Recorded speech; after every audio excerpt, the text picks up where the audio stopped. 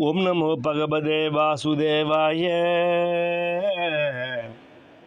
தன்வந்திரே அமிர்த கலச கஸ்தாய திரைலோகநாதாய ஸ்ரீ மகாவிஷ்ணவே நம. காலபுருஷனுக்கு 11வது ராசி ஸ்திரராசி கும்பராசி.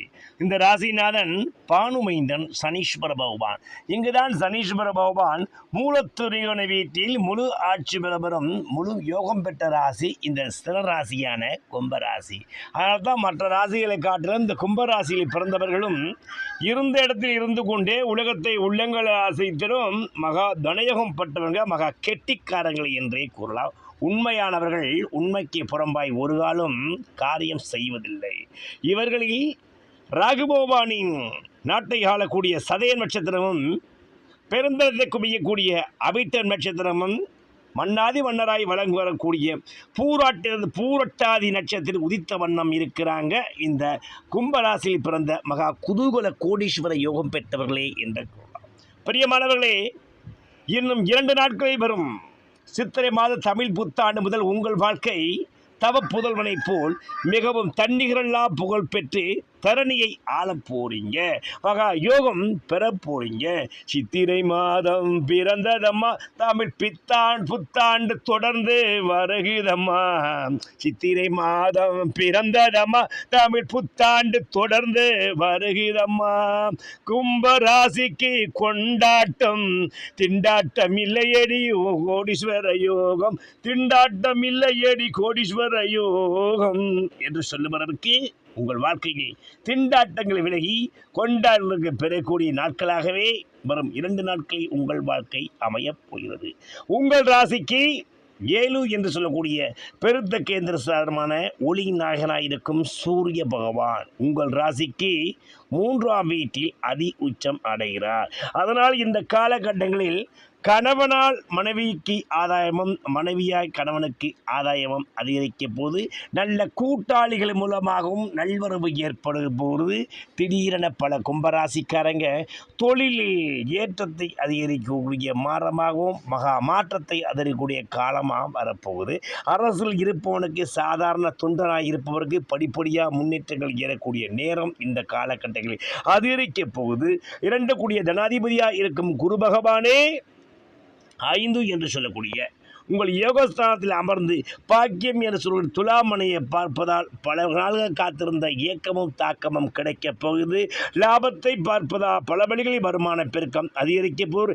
2ஆம் வீட்டை பார்ப்ப தனவரவு தகுதிக்கு மீறிய வகையில் உங்களை நாடி வரப்போகுது, தேடி வரப்போகுது. பிரியமானவர்களே, உங்கள் ராசிநாதன் என்று அழைக்கப்படும் சனீஸ்வர பகவான் 2ஆம் வீட்டில் நீர் வீடான மீனமனையில் அமர்ந்து அவர் 4ஆம் இடம் 4ஆம் இடம் 8ஆம் இடம் 11ஆம் இடம் என்று சொல்லக்கூடிய ஸ்தானங்களை பார்ப்பதா வீடுமனை வாகன யோகங்கள் விருத்தியக்கூடிய காலமும் 8ஆம் வீட்டை பார்ப்பதா ஆயில் பெருக்கக்கூடிய ஆயில் ஸ்தானத்திலிருந்து குறைகள் விலகி உங்கள் ஆயில் தீர்க்கமாய் வளரக்கூடிய நேரமும் திடீர் பணபரப்பு கிடைக்கக்கூடிய காலமும் லாட்ரி புதிரியம் கிடைக்கக்கூடிய நேரமும் அடுத்த வரை உயிர் சொத்து வரக்கூடிய காலமும் அதிகரிக்க போகுது. சிலருக்கு இன்சூரன்ஸ் விழுந்து ஒரு நெட்டான அமௌண்ட் தேடி வரப்போகுது.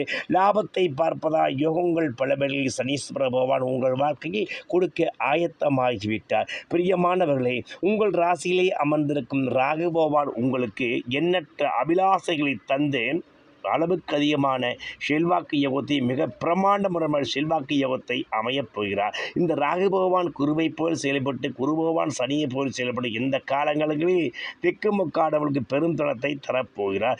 7இல் உள்ள கேது பகவான் சூரிய வீட்டில் இருப்பதால் உங்களுக்கு நல்ல கூட்டாளிகள் மூலமாக நல்வரவு கிடைக்கப் போகிறது. பிரியமானவர்களே, இந்த மாதமே பிறந்தது உங்களுக்கு குதூகலத்தை கோடீஸ்வர யோகத்தை கொடுப்பதற்குத்தான். பிரியமானவர்களே, 7ஆம் தேதி வரும் உங்கள் ராசிக்கு 4 குறைய 3ஆம் விடுதி நாளில் அவனை சுக்கிர பகவான் மாளவியா யோகத்தில் அமையப்பெற்று 10ஆம் வீட்டை பார்ப்பதா பதவியகமும் பணக்காரயமும் அரசியலில் மாற்றமும் ஏற்றமும் கிடைக்கப் போகிறது.